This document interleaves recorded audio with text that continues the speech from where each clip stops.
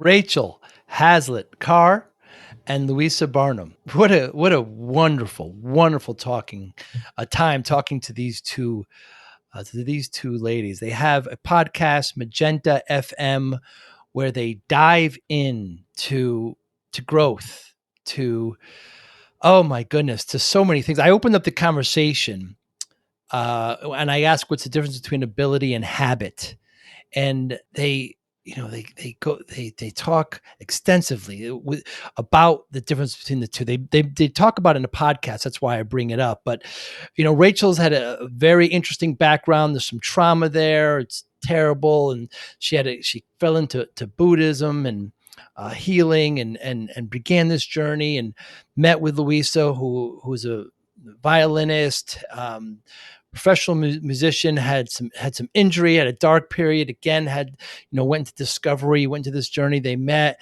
they now have this great podcast where they're helping others. We talk about these regular practices. They come up with these 7 tenets that they believe will help. The first one is regularity and rhythm. We go through each one of them, and you'll never believe what the last one is. It's discipline, and what it means to them. And how the first thing they say in the podcast is it's not a dirty word. So we go on. I ask them individually what it means, what they, how it plays a role in their life. But it's just a fantastic conversation. The time went by so quickly. The two of them are very engaging, very smart, very positive, and it's contagious. Really, really enjoyed this conversation with both with Rachel and Louisa. I know you will as well. Thanks for listening. Hi, I'm Joey Pinz. People ask me, how did I lose 130 pounds? The quick answer is always discipline. I started my business, wasn't paying attention to my health, was eating too much, drinking too much sweets. My daughter was born. Next thing I know, I'm pre-diabetic. I have hypertension. I knew something had to change. Discipline. I, like many of you, have faced many challenges in your career, in your family, in your life, in your faith.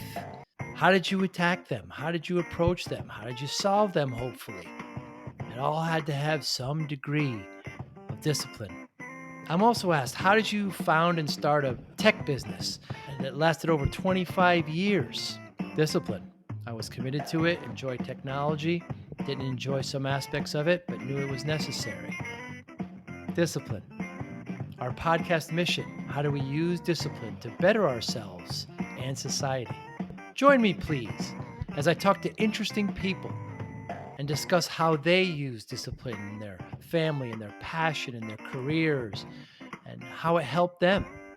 Our podcast vision, growth through learning from others. Joey Pinz Discipline Conversations. It'll be light and serious. Join us, please. Thank you for consideration. Thank you so much for your time today. Rachel Hazlett-Karr, and of course, Louisa Barnum, thank you so much. Really enjoy what you do. Thanks again for your time. What's the difference between an ability and a habit? A habit is something that you can do over and over again. An ability is capacity. So an example would be, let's say you learn to play a little piece on the piano, but it's the only thing you can play, and you learn it by rote. So that would be habit. But ability would be that you can play any piece on the piano because you've built a real capacity there. You built a capacity for it. So you have the ability to stretch, you have the ability to mold and change from it. Yeah, it's kind of, you're asking a deep question right off the bat. So that's good. We like that. Yeah, we like that. All right, so let's go there. So if you're going to talk about a capacity, we need to back up a bit and talk about the soul.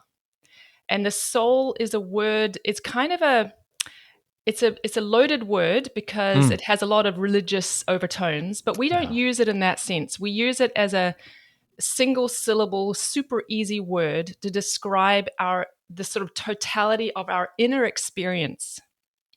And our inner experience, you could break down into 3 main realms. One is thinking. So everything that you think, what you believe, what you conclude about other people or about the world, the constant stream of consciousness that's running through your mind, that all has an influence on the second realm, which is your feeling life. So everything that, all your emotions, all your feelings that you have there. And then finally, you could say that the third realm of the soul is your will. And this is where it gets really interesting because we don't really think about the will as being separate from our physical body, right? Mm. And that's true. But if you trace the impulse of your will to its source, you'll find it in your soul, in what you think and what you believe.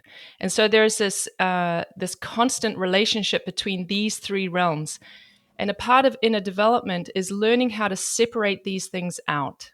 And this is something that you can really study in music, for example, or in the arts, because in order to become masterful, you have to separate out the different components, the different technical components, and practice them and get to know them and understand them in their own domain.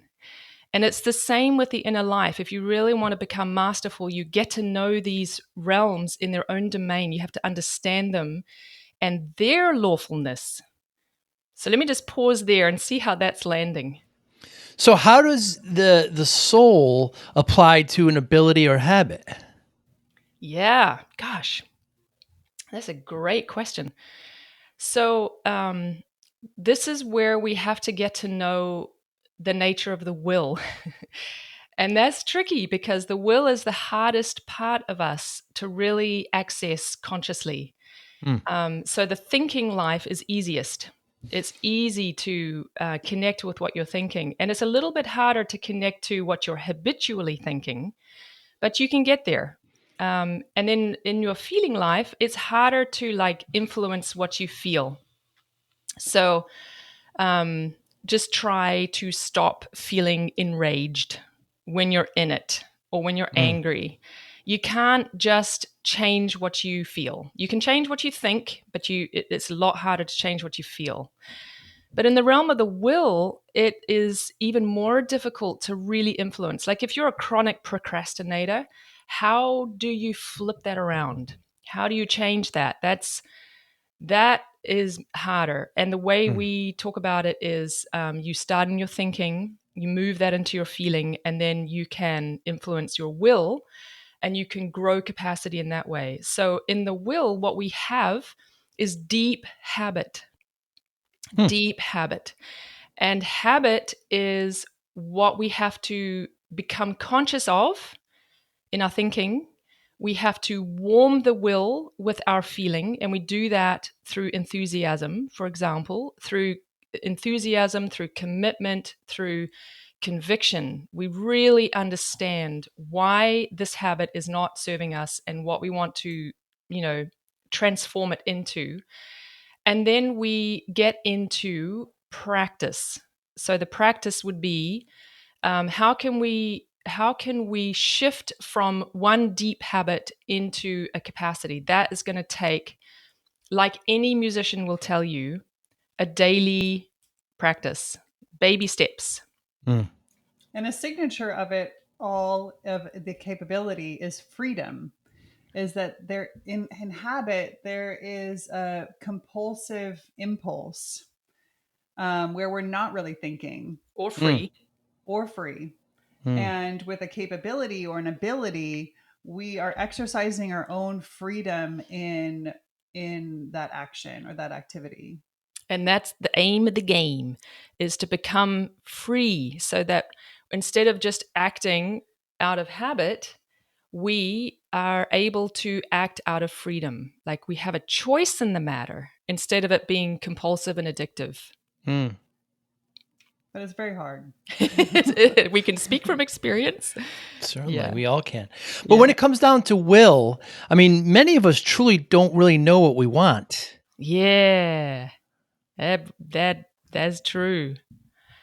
Yeah, Yeah. so that's living in your thinking, right? That's living in your thinking and in your feeling to some degree too. But of course, we're not going to have the willpower in our life to create what we want. We're not going to be able to activate the will if we're not clear in our thoughts and our thinking. And if Hmm. we haven't really interrogated our thinking life and we're in deep habit and pattern and kind of autopilot there in our thinking life, then it's very difficult to know what we want or what we need or what our purpose is. Yeah, we like one of our mentors has a saying that we've kind of adopted and made into our own little child. And it's what you think appears around you. Hmm. And if you don't have a clear inner picture of what you want, it doesn't have a chance of appearing around you. But then again, let's just talk about want, what you want. So is it what you crave or is it what you desire? Hmm. Like from where is this coming, this wanting coming from? So there's a morality at play here. Hmm. So you better be careful about what you want, because what you think appears around you. You know, you can manifest the wrong thing. So there's a morality. There's a conscience that needs to be active here. Hmm. Rachel, if I could start with you, so you were into journalism background, documentary films, tough, very rough childhood, some abuse there, an assault, some bad media storm, of course, single mom. You went into Zen Buddhism and healing love, and then you came into Magenta now, finding Louisa. Can you tell me a little bit about that journey? Yeah, sure. So, thankfully, not very much childhood, or not really any childhood abuse, but a difficult childhood, poverty, and Yeah. I lost a parent when I was really young.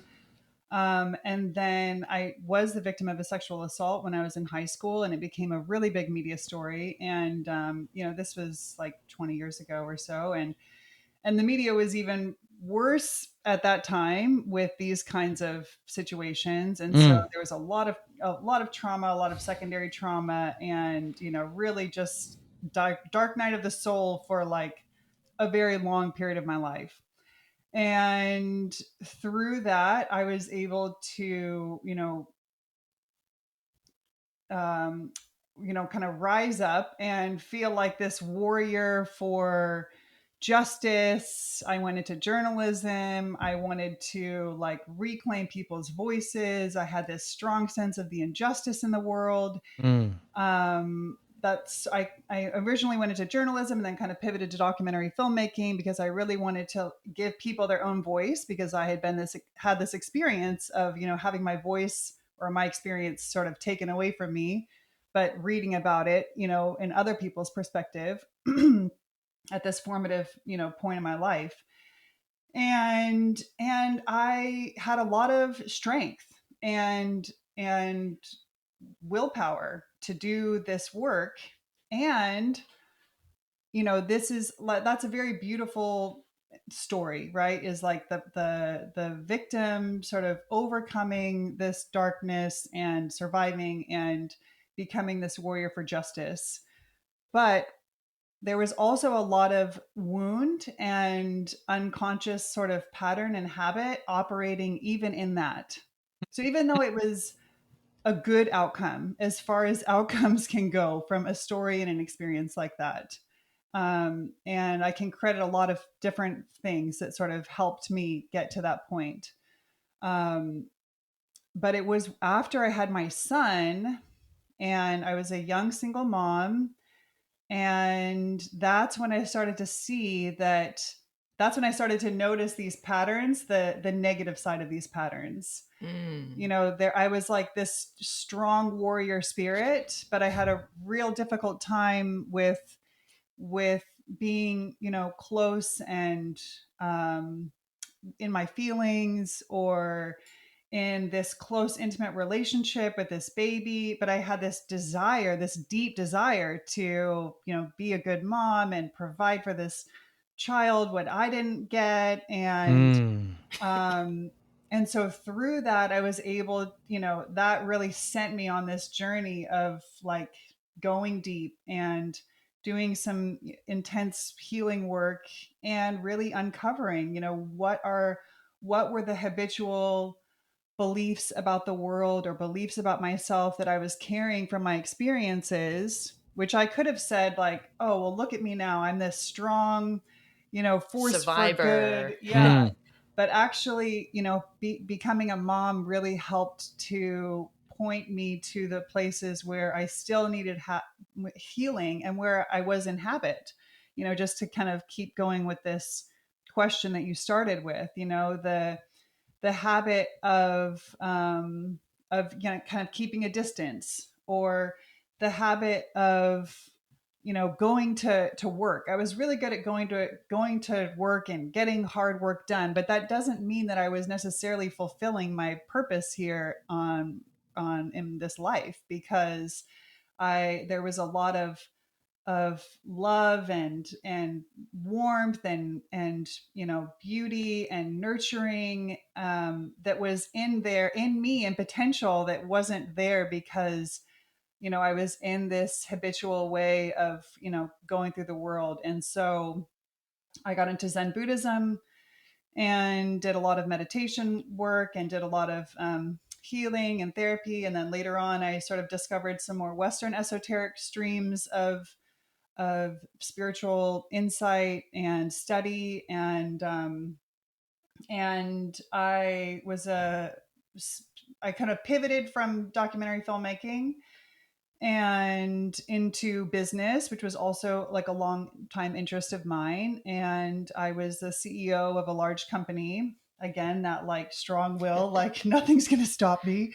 I was the CEO of this strong company, but I had done a lot of this inner work. I had healed a lot. I really wanted to have this, lead with vulnerability and honesty and really connect with my people and create a good culture.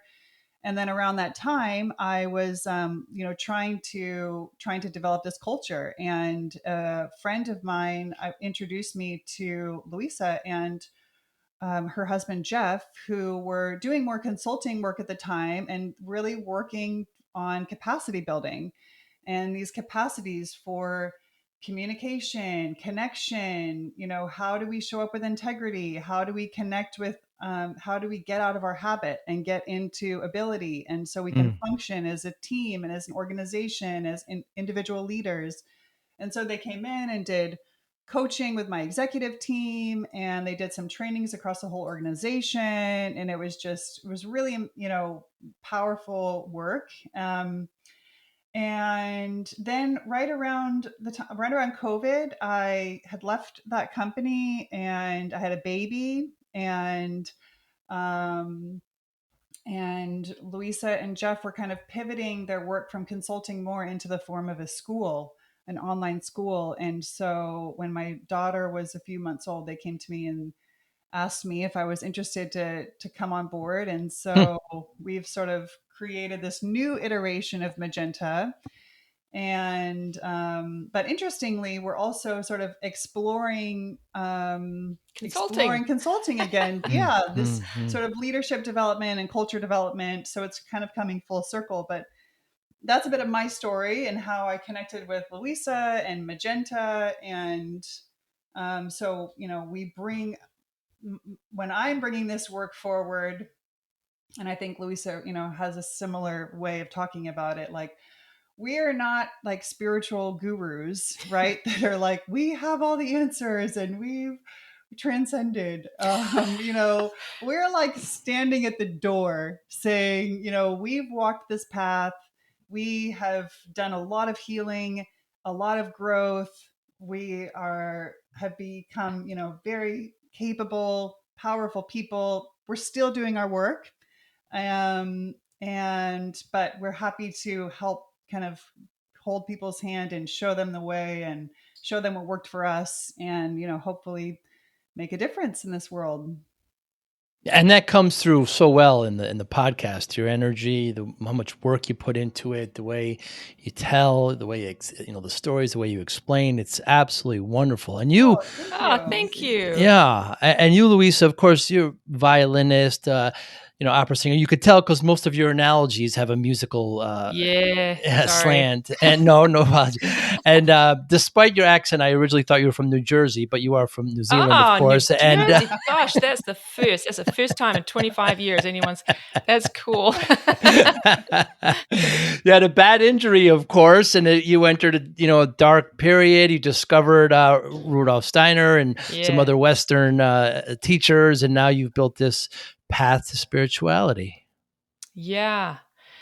Yeah. I mean, I guess it is a path to spirituality because in our world, that's very practical because spiritual development is inner development. It just they're the same thing, and healing is spiritual development. It's also that, I mean, well, any sort of healing, because they all require the same thing, which is working with the nature of the soul, the thinking and feeling and willing, which are they themselves have a spiritual nature.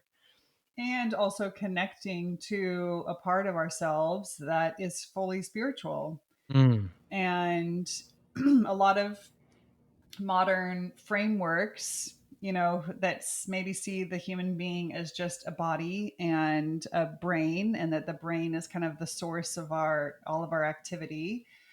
In that model, that materialist model, there's not a part of us in there that is unwounded, or that is fully spiritual, or not broken.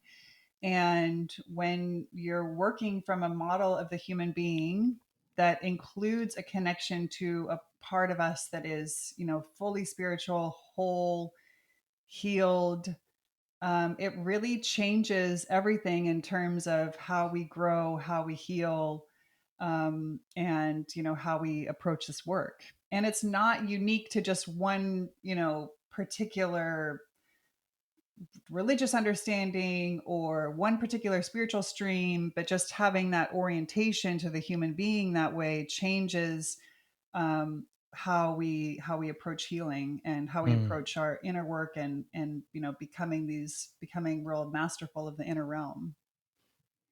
It's fascinating the commonality you two have. You kind of had that trauma, and then you reached out, you slowed down, and then you came into this, and you're moving it forward. So many people, I think, take these kind of journeys, and when they do, they just kind of keep it within themselves, and they just learn. But you two are extraordinary, in which you're opening it up and saying, this is what I did, perhaps others can do it as well.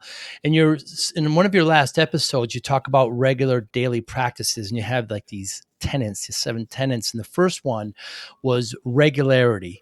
Rhythm replaces strength was the quote, of course, that you bring up. Yeah. Yeah. That's a very fundamental thing when it comes to transforming the will. If you really are struggling with habitual ways of being and doing that drive you nuts, and you want to see that change and move it into a more healthy place for yourself, then rhythm replaces strength might help you. And it has to do with the potentizing effect of rhythm.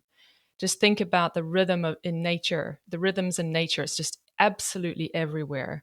And think about the rhythms of your body. And if you get enough sleep, how much better you feel in the day. And all of these things create, they're lawful, is what they are.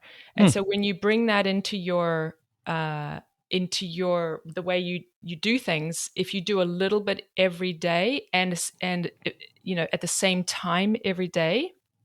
For example, in our world, we do quite a bit of teaching of meditation, and we have quite a different way of talking about and teaching meditation. But one of the foundations of of sustainability, you could say, like you've got to build this new habit into your life, is rhythm. Do a little bit, but do it every day. And if you can do it at the same time every day, it doesn't take as much willpower because you just build it into your circadian rhythm, you could say.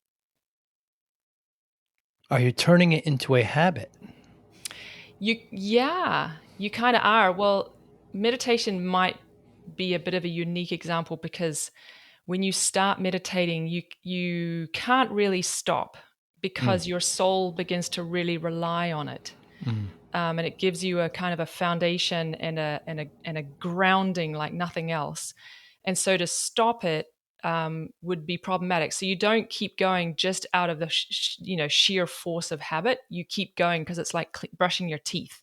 It's like soul hygiene, And the experience itself isn't habitual. Like when you're sitting Yeah, down to do that's the true. exercises, you have to do it. It's Mm. not gonna, if you go into autopilot, then it's not having the same effect on you. Yeah, you got to be very present. Yeah, but you could say that there is something, a little bit habitual about trying to do it at the same time each day. Mm. Yeah, it's like building muscle memory.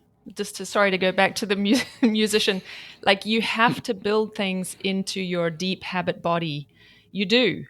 And this is a part of the nurturing of the will. You just have to make sure you're not building the wrong things, because it's just as easy to build mistakes into your habit body as it is to build empowerment, shall we Yeah, and say. you're being conscious of what you're actually cultivating. So there is freedom in there. So similarly with communication, you can start to learn a new way of communicating and new forms for communication that are different than what we grew up with, right? Which most of us were not modeled, healthy, effective communication techniques. And so these new techniques or new approaches or ways of thinking about communication, they can become habitual in the sense that you don't have to do a lot of thinking in order to speak this way or communicate with someone this way.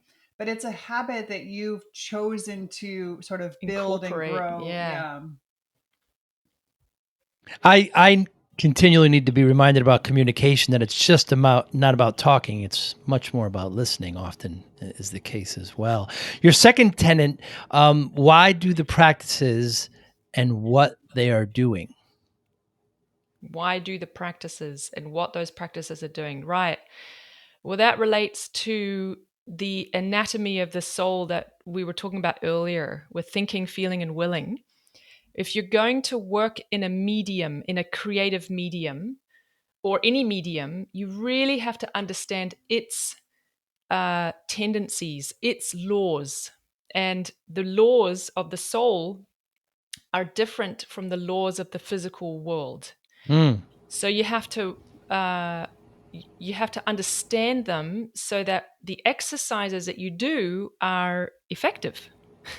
And it's like weightlifting. You if you understand sort of what muscles you're engaging and what muscles you're working with different lifts, then you're going to be more effective at that lift because where am I supposed to be relaxed, where am I supposed to be have tension, and that's going to keep you safe and healthy and you know what you're doing, right? But if you just like go in and you do a bench press and you don't know what you're doing and you think, oh, I should just extend my back a lot, you're going to get injured.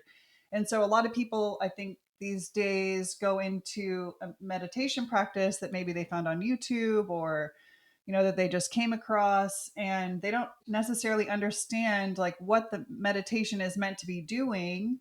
Mm. And so they're putting themselves at some risk for some inner injury, you could say. And we've seen that actually. We've had people come and join our meditation course who say, oh, I was doing this sort of theta brainwave meditation and was having these really weird experiences that were kind of freaking me out, and I couldn't explain it. And so I think that is happening today, where there's a lot of meditation paths out there that are not grounded in a certain a particular like spiritual stream where there's kind of context and holding and understanding and a teacher who's there to like help explain what's happening when you're doing this meditation. So not to say and all meditations are super dangerous, but just that there is some risk if you don't understand like what you're actually doing in your inner life. Mm. And that's the third tenet is do the right things. And you make the point of you're not big proponents of guided meditation. No, because that's like, again, using a physical analogy, going to the gym and having your personal trainer do the exercises for you instead of you doing them. And that's the thing. What is meditation for? Okay, if you're meditating because you're chronically stressed or you're chronically anxious and you do the meditation because it's soothing, that's one reason to do it. And so go ahead, use the guided meditations. They can't hurt you. But the problem is, if you want to build capacity, if you want to actually learn how to not be chronically anxious or chronically stressed, if you want to actually have some more agency in your inner life in terms of what you think, your chronically habitual thoughting that we so often engage in, that we don't realize just how much that drives our typical mood, like depression, for example. So if you want to start having some agency in these areas, then you have to actually do the weightlifting. You have to practice the thinking exercises, or more precisely, the particular concentration exercises. You have to work with your feelings and realize that there's a couple of types of feelings. One is not very good for you and can keep you stuck in habitual places. And the other type of feeling can actually be like medicine that can help you change that. They're like antidotes to certain, we call them cognitive feelings and non-cognitive feelings. And the non-cognitive are very self-enclosed and really destructive, like sadness, chronic sadness, that's related to a depressive state, fear and anxiety and stress, types of anger and hatred and self-pity, those style feelings. We can harbor these pretty much chronically within us. And as a doctor friend of ours likes to say, stress is behind so nearly everything that she sees coming through her practice. So there's a lot of work that can be done in the feeling life in the meditative space. And then, of course, the will comes in because we will it. We choose what we think and concentrate on. We choose what we're working to feel. So this is a part of the nature of the will. The other part of it is meditation really only works. It really comes into its own when we're doing it every day. And that requires the will. And the cool thing about it is we're not focused on anything that's practical. We're not focused on something that's getting anything done. And that's very strengthening for the will, weirdly. But it is a part of the exercise of the will, that we do something that we're just sitting there, our eyes closed, and it's all internal. It's like math. You're running. It's not. We would never ask anyone to run, complicated math in their head, because I don't know about you, but I'm terrible at math. But it's kind of the same in that they are pure concepts that you're working with, and that's real strength training for the soul. I remember when I first started meditating, I used guided, but then eventually it just got in the way. It just gets in the way, and it's just noise that it's harder. From now, it's just harder to do. I want silence. I want, I crave that, and that's awesome. You start 5 minutes, and the next thing that's not enough, and it's 10, it's 15, and it goes on, and it's just you don't realize it, but you're taking deep breaths during it, and it's which leads to the fourth point, which I've never heard before. The soul gym. Yeah. Yeah. Isn't that cool? I like that. Yeah. Maybe we coined that.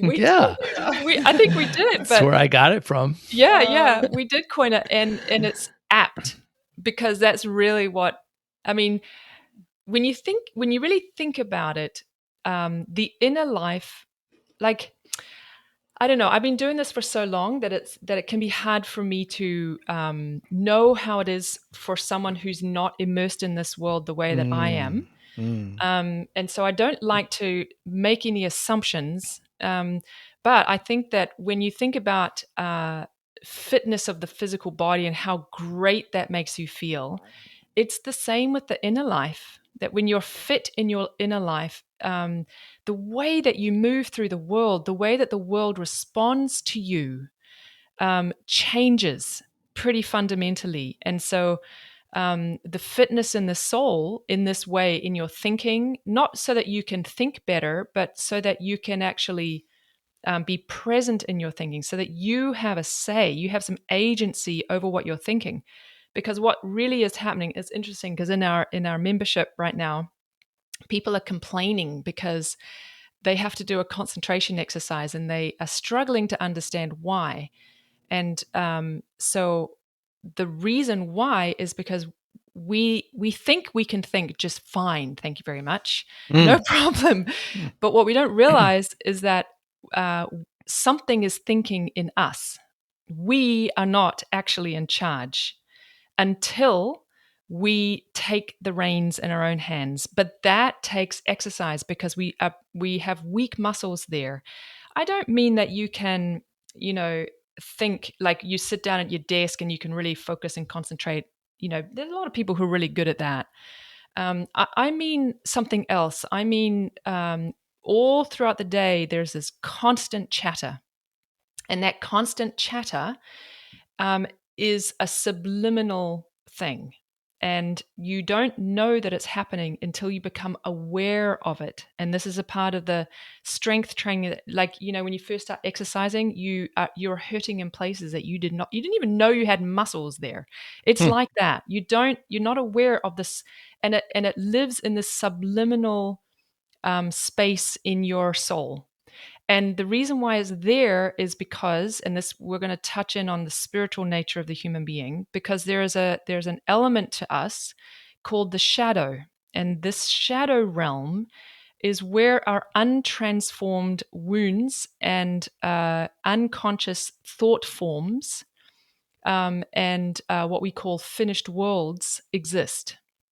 They're like energetic structures, and they are actually they're like the dark side of our habits, you could say. And these energetic structures, these thought forms, these finished worlds are a combination of what we believe and how we feel about what we believe.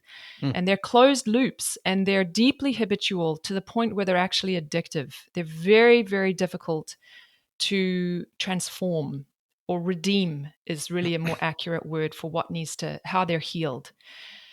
And so when it comes to our minds, this is going on. This is very much a part of the terrain of what's influencing this subliminal chatter. And this subliminal chatter doesn't have necessarily a lot of nice things to say. And so it's a constant influence on our mood, on our stress, on our anxiety, on a lot of chronic mental health issues that we carry around with us. So this is why concentration becomes a crowbar where we can intervene for a few minutes a day. We can intervene and we can say, I'm going to choose to think exactly what I want to think, and it's going to be a pure concept that I have to think through. Sometimes it could be a sentence, sometimes it's a visualization that is kind of complicated and difficult to picture. But I'm going to do it without allowing anything to interrupt me. So this concentration. And what that practice begins to do is help you wake up to just how little you are in control of the mood and the tone and the content of this subliminal chatter. So let me just pause there and see what's coming up when I say all that. I mean, how do you quiet the noise? I mean, that's an eternal question. Yeah. Well, that's why yeah. choosing something to concentrate on, choosing a pure concept that you're holding in your mind's eye, or that you're holding this idea within you, um, you are slowly getting stronger and stronger. And it doesn't mean that the chatter throughout your day is going to, completely vanish and you're going to be living in, inner silence. But you have a little bit more agency. You have a little bit more strength. You have, and that grows. And then your awareness grows of, when the chatter is showing up, or when the chatter is showing up and creating, issues and challenges. And that's how you develop more agency in your thinking life. And so when you're wanting to, and this just has the ripple effects of this in your life are, enormous. Right. When we have more agency in what we think and how well we understand what is actually living in our thinking. Because we may have, so like thinking about discipline, a lot of people are listening to your show and they're, really interested in discipline and growing discipline. And that is awesome. We are like, We're so into that. yeah, Yeah. we love it. Um, and, but we can also have a kind of a discipline for something that is, habitual in our thinking because it's uninterrogated. So if you have like really good discipline for accumulating, doing activities that accumulate like large amounts of wealth, but you haven't really um, interrogated like why that is, or what are is this is this activity being done in a way that's healthy and good, or is this maybe coming from a deep wound that is totally invisible, in terms of being able to spot the source of the motive, that it's coming from a place of insecurity or lack. or lack. Yeah. Yeah. So we're not saying there's anything wrong with wealth, or that there's anything, but it's up to each of us to be clear on our own thinking. Because when we are have done the work to be clear on what we want to think, so that way we can bring what we desire into the world and not just what we crave. We can eat our healthy foods and not the fast food that is the craving. But also we can be in touch with this deepest realm of our thinking, the deepest realm of our motives. And then the consequences aren't just for our own life and our own health and happiness and security and all of those things, which are fine, but they're also good for the world and what our world is needing. Our world needs people to be clear and in touch with their motives and why, what is driving these actions. And you can see it, on the individual scale all the way up to the global political scale. So there's there are really outsized consequences and potential, and that just arrive from this one seemingly simple activity of our thinking life. And we're doing it all the time. And absolutely what you said. So I had to lose a lot of weight. I got myself in a bad situation. I was working too much. Doctor said if I don't lose the weight, I'm not going to see my daughter graduate. I lost about 130 pounds. And then people always ask me how, like there's some secret, but it's your next tenet that you just mentioned. It's discipline. And I love when you two talk about it, you say discipline and you kind of smirk at each other. And look, it's not a dirty word, and, Yeah. and oftentimes people think that they think it's this militant kind of, strenuous activity where I believe it's a spectrum that means many things: self-discipline, Yeah, right. order, focus, etc. But it's interesting that you bring that into your tenets, into your daily practices. How do you both view discipline? Yeah, I love discipline. I mean, yeah, I have a hard time admitting that because I don't want other people to go, well, I don't like discipline and I feel ashamed of myself, right? So I don't want that.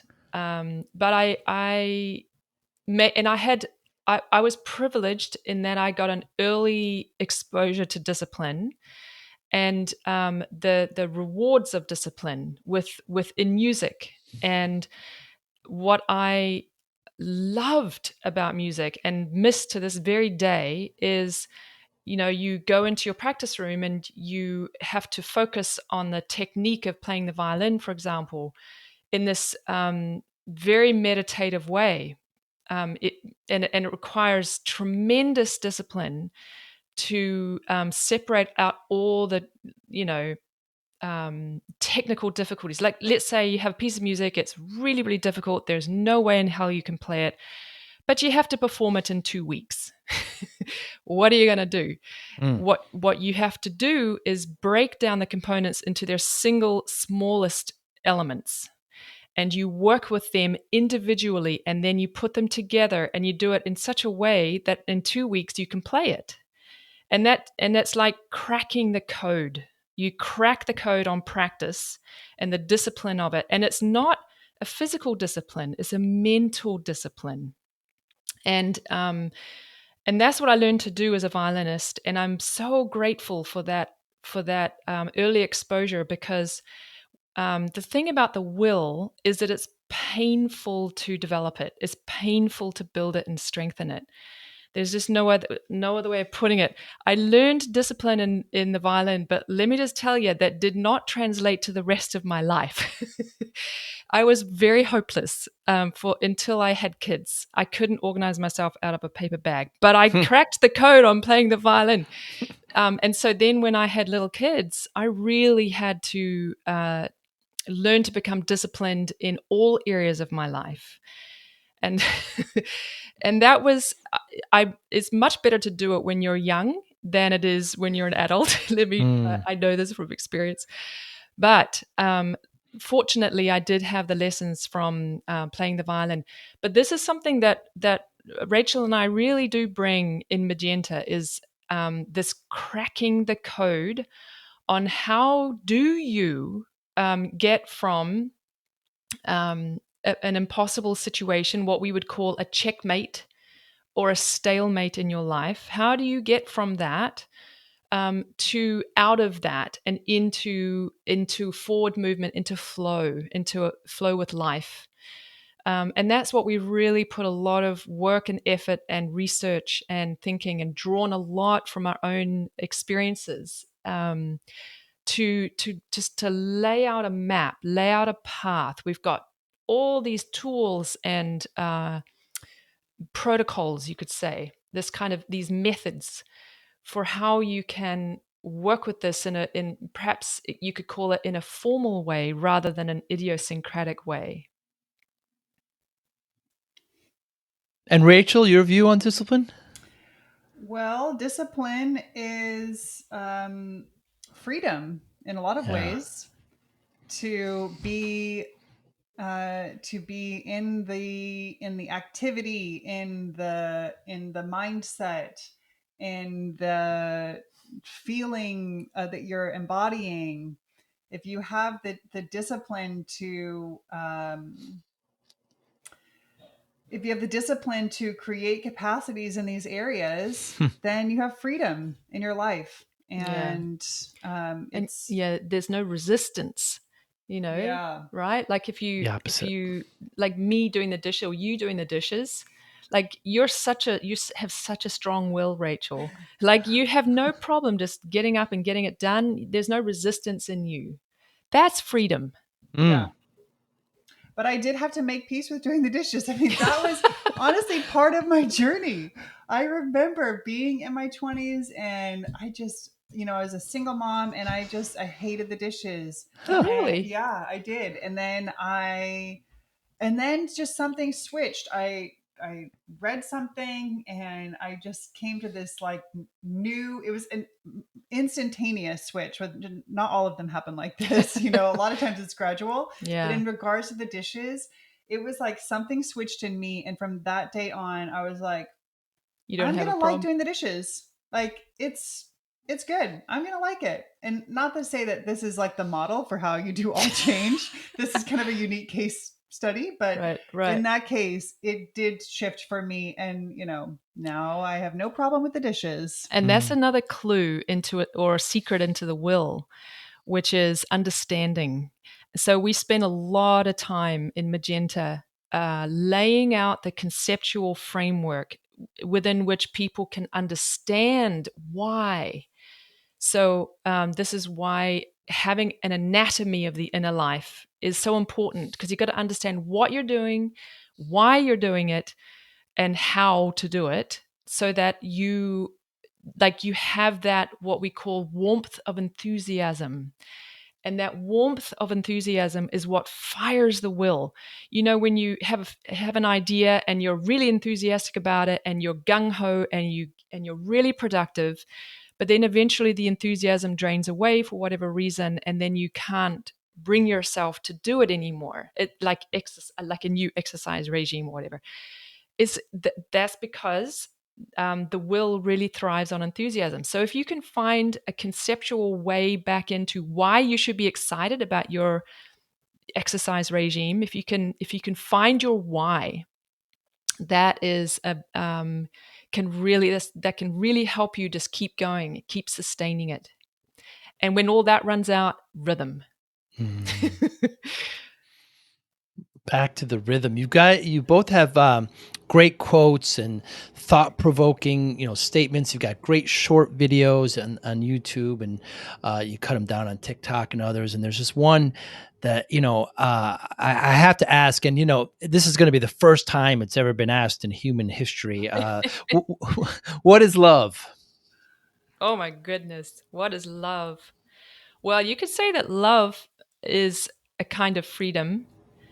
Love that freedom. Yeah. It's really, you're not going to be, maybe you could say you're not going to be able to be truly loving if you're not free. If you, yeah. So that's one thing I would say. And another thing I would say is we really have to come to grips with morality, because love is like an act or a way of being that is not about you. It's about another person. It's about the world, and it's a giving of your whole being to something else. And that turning inside out, that gesture,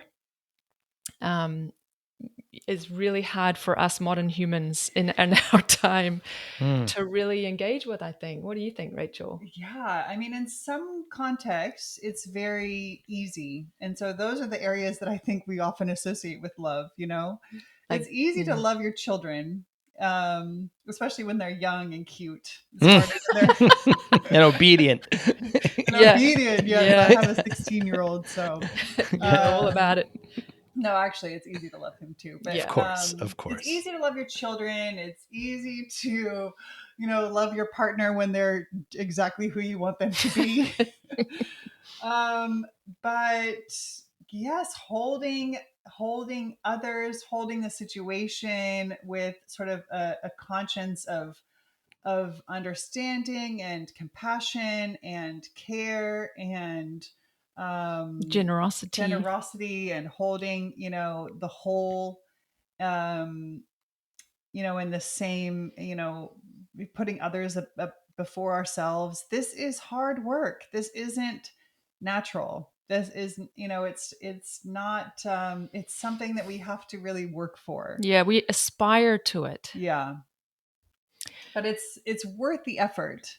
And when we can authentically have those moments of experiencing that, then there is also a reward. Not to say that that's the driving should be the impetus for it, but there is a reward when we can truly be in that space of love and care and generosity, and remind ourselves that, like, oh yeah, we're capable of this, and I'm capable of this, and it's okay to put the others before myself, and And this is this really beautiful experience that we can have as human beings. Yeah, so it's a capacity that we grow and build. But one thing I would say, when it comes to like loving another human being, or it's I don't know that it's as effective to try and love what's dark in another human being. Hmm. Maybe it's easier. I find it easier to imagine loving that which is higher in them. So this is something we talk about a lot in Magenta, is the spiritual nature of, there's a kind of I don't like to use this word, but duality. We say, like, one of our bylines is heal the shadow and strengthen the light. That when you are on a path of healing, you have to have both. And too often we only focus on the shadow and what's dark about us, and we focus there, and not enough on the light that is already in us. And one way we talk about that is the higher self. So if you imagine pouring the love into the higher self of another, then that maybe can feel more effective when it comes to being loving, and that you don't have to it can feel really impossible to love what's dark and hateful and difficult in another person if you're really struggling with them, but just to know that they have a higher self, and that's what deserves the love.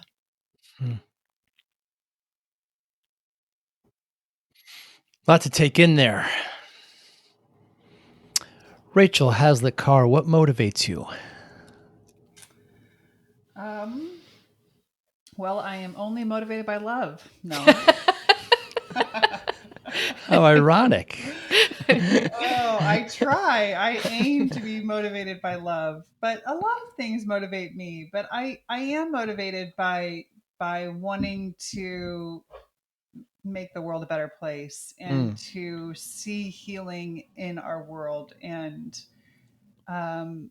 going back to my story, I came out of this experience of what injustice, feeling like this warrior for justice. And that is still very much alive in me. It's just alive in a more in sort of a deeper realm where I do want us to continue growing and evolving into more just and healthy and loving and wholesome ways of being together and on this planet in this life. And so that's a big motivator for me doing this work, and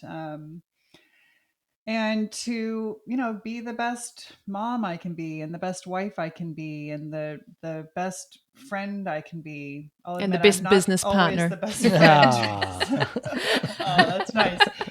Yeah, so I try to, that's definitely alive in me. And but I'm not a saint. I have my earthly needs that I'm also, carry and hold and honor. My needs for connection and needs for security, and so as long as I try to be honest about my motives when it comes to these, the needs that I'm holding. And we're big proponents of not denying one's needs or suppressing our needs. And we do a whole podcast episode about needs, especially in regards to relationships. So I'm a big proponent of being in touch with needs, and doing my best to be clear on what is my motive here, and is this need really a need, or is this a wound in me that's kind of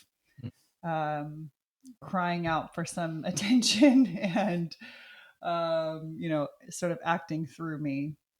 And how about you, Louisa? What motivates you?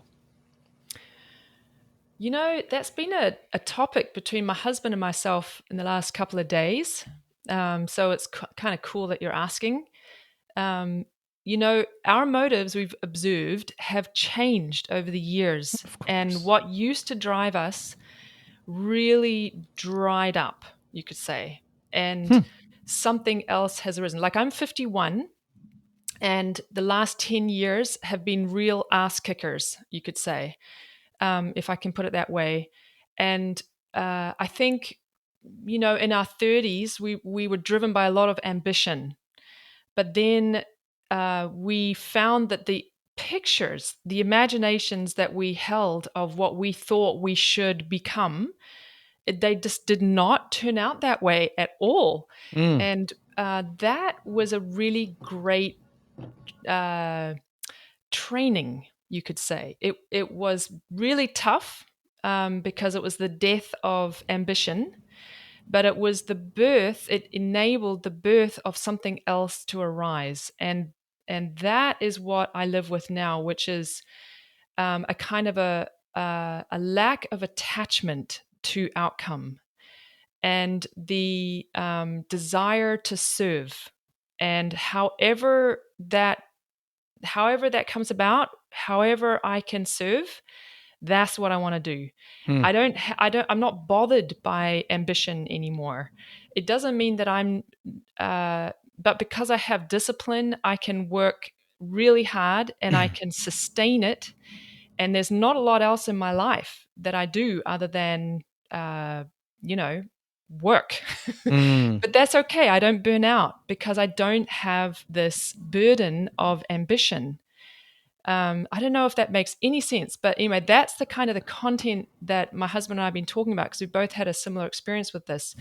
And so the service, it means that whatever comes to meet us, if it's within our wheelhouse, obviously it has to be within something that we have some capability to do, then it's good enough. It's good enough. Yeah. So how do you measure success then, Louisa, based on that? Yeah. I think for me, it's really down to how many people I'm able to serve. That really does feel like the one measure of success that I need. And that's, part of why I invited, Rachel to join me in this effort that we're now doing. Partly because she's extraordinary, and partly because I feel very lucky that she said yes, but also I think it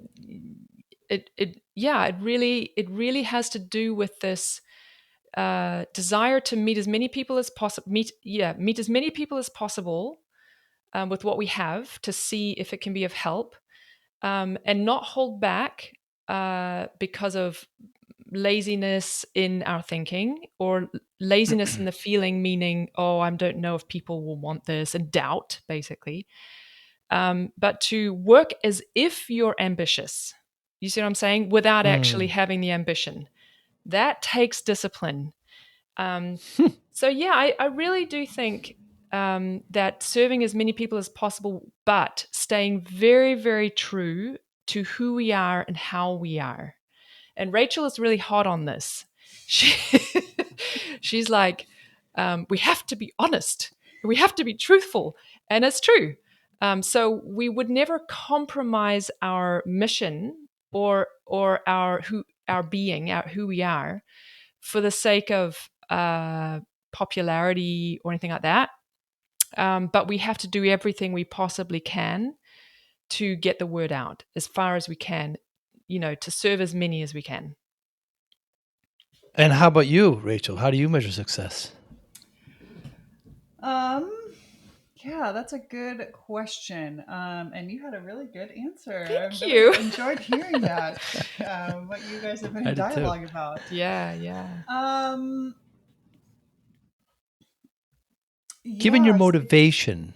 What's that? Given your motivation that we talked about before. Yeah, given my motivation. Well, it's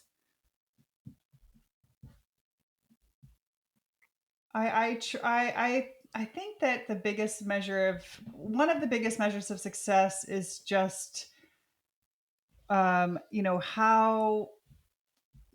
I'm doing as an individual, basically. Like if I feel like I am in this state of service and I am freeing myself from my compulsions and I'm putting my best work forward, then I try to just have a sense of trust that, this is that I'm doing what I'm meant to do. And, of course, we do everything we can to be the most effective and to be, good in our business work and our marketing. And we work really hard. And yeah, there's something that I like to think about sometimes, which I'll try to think about people who made really tremendous efforts and like didn't actually see the outcome in their lifetime. And that can be really helpful and inspiring. Like you think about people who did so much work to fight against slavery, who never lived to see the end of slavery in the United States. Um, but but that doesn't mean that their efforts were in vain.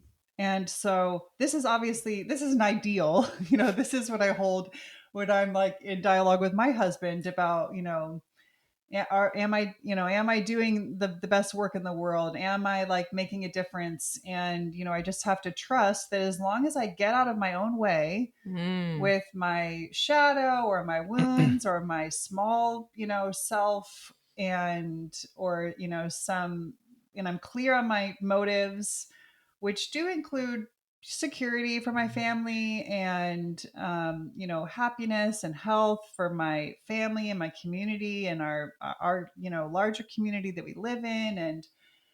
And but that I just sort of have to trust that I am a part of something that's larger than myself. And that, even if just regardless of how the results of my effort could be measured, that it's having an impact, it's making a difference, and maybe in some, invisible or hard to measure kind of way. Or maybe there'll be some impact of, our efforts that we're all making right now in this lifetime to change things and heal things and make things better that we won't see come to fruition, but maybe our grandchildren or our great grandchildren will. So I hope we see it in this lifetime, though. hope That so would be too. really great. We do, and we do. Yeah. We do see, if you look for the positive progress in the world, you can find it and see it. And we also have a lot of work to do, obviously. Legacy is very important to you, obviously. But you, like I said, I love the podcast. You're there. The dog walks by occasionally. I could hear the rooster. I mean, Oh my you're God, both, I know. you're both. Last season was 10 episodes. You said you didn't really understand why, but it just came out that way. And how do you come up with content? You're about a couple episodes in this third season, I believe. How do you come up with the content? And do you ever disagree? Oh, that's a good question. I don't think we disagree. No. But we do. Okay, so the first season was about the art of relationships. And we wanted to start there because what we've experienced and what we hear from so many other people is that it's actually easiest to see our shadow and see this sort of dark part of ourselves come up in mirrored back to us by other people or in our relationships. That's where people a lot of times kind of like feel the pain of their own limitations. And so and there's a lot of work that and development that we can do in this social field, in how we engage with one another and how we can take our power back there. And so we started there. And then we wanted to kind of get deeper into some of the phenomena of the shadow, of this sort of this habitual, this habit realm, right? That is kind of hard to understand, but we all experience. And so the second season we called The Art of Mental Health. And we talk about, not as mental health professionals, but just as people, right, who have experienced anxiety or depression or, trauma or these things, and learned from our own, firsthand experience and working with other people, like what are what are the phenomena at play here, and sort of kind of diving a little bit deeper into the art of mental health. And then season 3 is, to be honest, it's still kind of finding its form and its way. So, I think that coincides with our foray into consulting. But I mean, disagreement isn't really where we are at, because we have higher expectations of each other than getting into disagreement about stuff. Like if there was, it's only because we either don't understand what the other person is meaning or intending. So we need to interrogate that and make sure that we're hearing how they want to be heard. We have a lot of communication tools that we work with, and this is one of the seasons that will eventually get into, not quite, maybe the next one, I'm not sure, where we get into a lot of the communication tools that we work with. But we also, the stakes are too high to get into a disagreement, to be honest with you. There's too much to do, and we're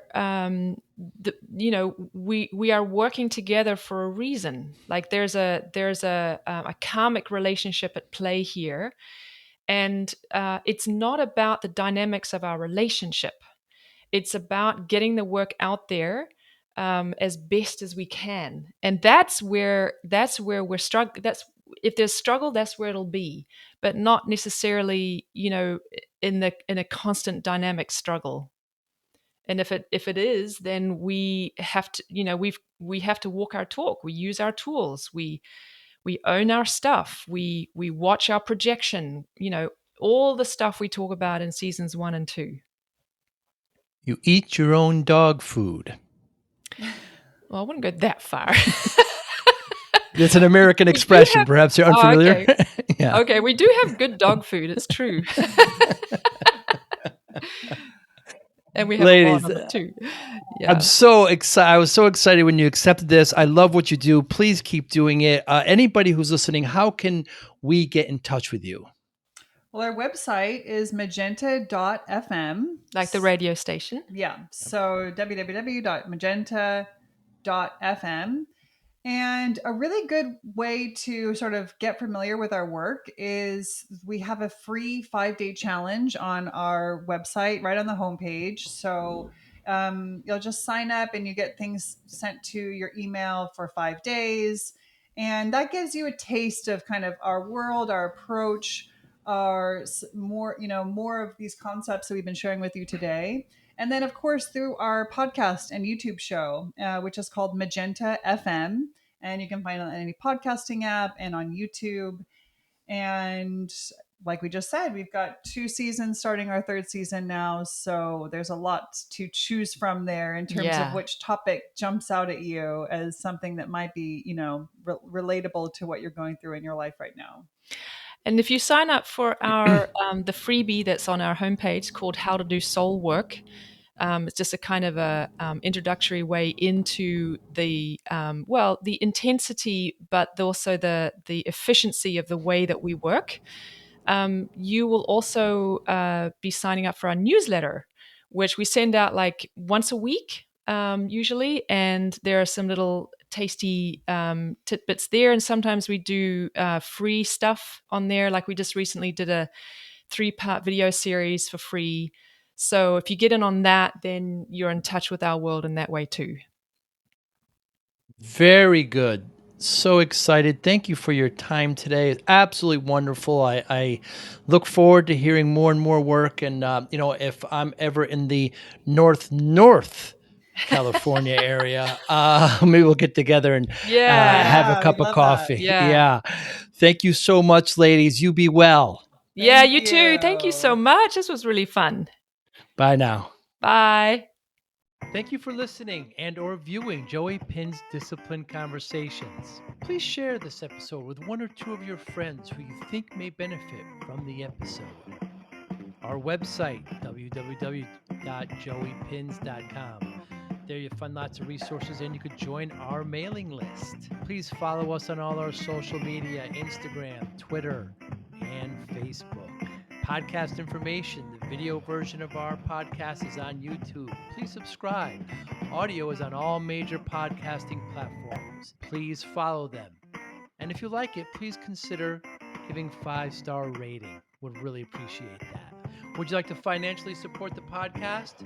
You can go to our Patreon site. Consider $5, $10, or $20 a month. There's all kind of plans that we have there. There's like a one-time payment. What is this podcast episode worth to you? $25, $50, $100, $500, $1,000, $5,000.